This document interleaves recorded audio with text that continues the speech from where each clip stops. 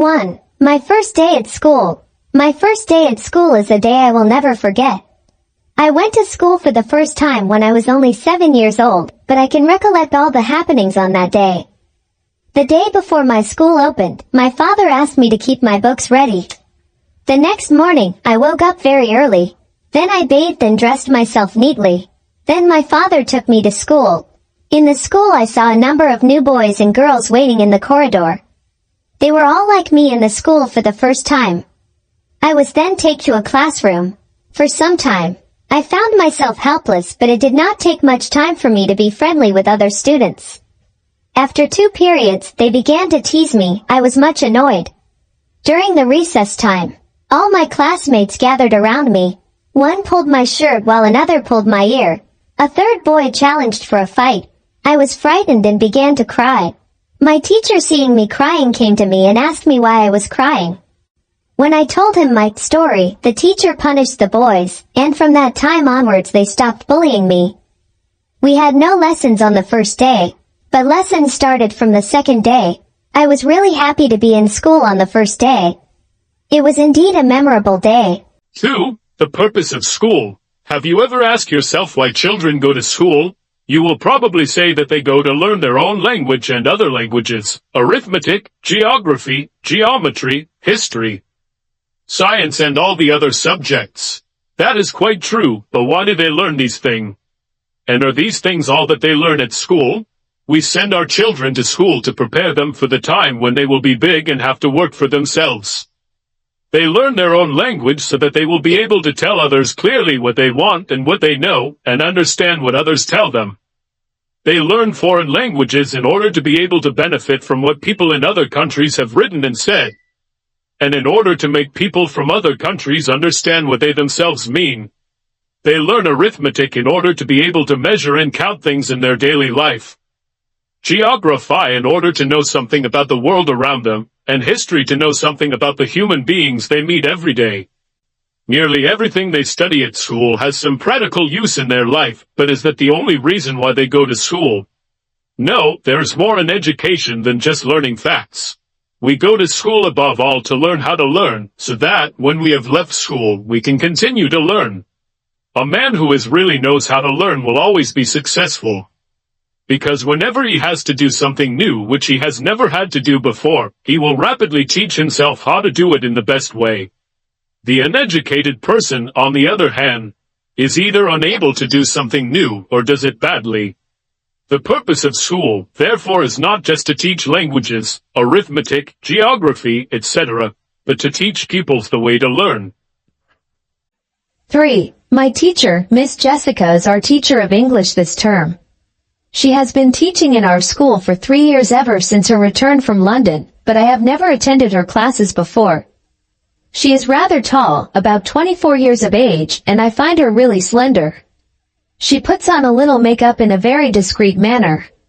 Though young and attractive in appearance, she is dignified and reserved. She is somewhat strict at times, but never too severe or stern. Her patience is wonderful. She will never give up explaining until every one of us understands. Her method of teaching differs somewhat with that of our former teacher. She pays much attention in correcting our pronunciation and drills us in expressing ourselves in short English sentences. At the end of each lesson, she gives us assignments and lets us work out ourselves. Her method means more work for us to do in the evening, as we have to consult the dictionary again and again. But this helps us to remember the new words and phrases, and we feel that we have been making rapid progress. Though my teacher is sometimes severe, yet her kindness and gentility always commands our respect.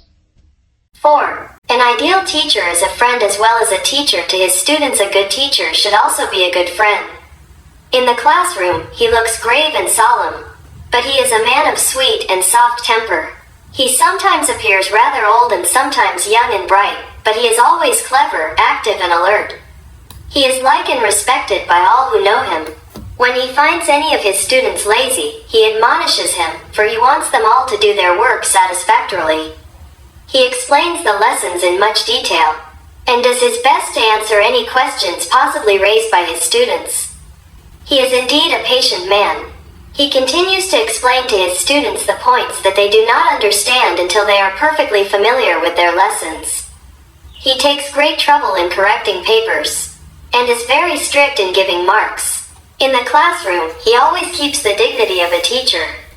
But outside the classroom, he becomes the student's best friend. He is an advisor to the various clubs organized by the students, and also helps them manage their sport teams. When a student is in trouble, he comforts him and tries to help the latter solve any problems he may have. A good teacher should not only mind the academical work of his students, but should also encourage them to take part in sports and games, so as to keep themselves fit. He always sets a good example himself so as to influence his students. He keeps in touch not only with his students but with their families as well. The purpose in doing so is to obtain the assistance of parents in educating the students. He tries to learn about the family condition of the students. Those whose family conditions are good, he urges them to study hard in order to further their study in the universities. But those who have no means to carry on their study at a higher level, he advises to switch over to other branches such as commercial course, business school, military career, and so forth. He thus increases the efficiency of their work and guide them at the appropriate moment in their choice of a profession. The teaching profession has many responsibilities, yet it is full of hardship. Personally, when I am grown up, I will engage in educational activities. This is, I shall be a teacher myself, for education is full of life. The students you teach are like the fruit trees you plant. It is very interesting to plant seed and to see it sprout, grow leaves, put forth flowers and bear fruits. In like manner, it is a great spiritual comfort to think that you are contributing an important and useful part to the future of your country. For this reason, I find the work of teachers both interesting and hopeful, and I will endeavor to become an ideal teacher so as to lend the younger generation on the path of knowledge. 5. Teachers and actors. To be a good teacher, you need some of the gifts of a good actor. You must be able to hold the attention and interest of your audience. You must be a clear speaker with a good, strong, pleasing voice which is fully under your control, and you must be able to act what you are teaching in order to make its meaning clear. Watch a good teacher, and you will see that he does not sit motionless before his class. He stands the whole time he is teaching. He walks about, using his arms, hands and fingers to help him in his explanations, and his face to express feelings.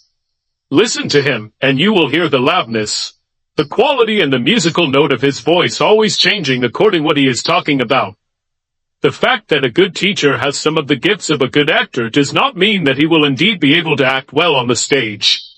For there are very important differences between the teacher's work and the actor's. The actor has to speak words which he has learned by heart.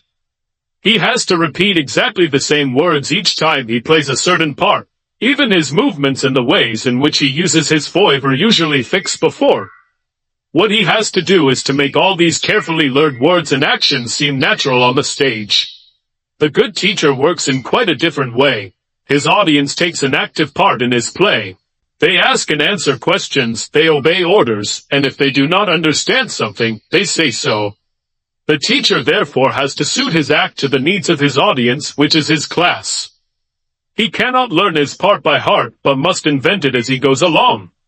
I have known many teachers who were fine actors in class but were unable to take part in a stage play.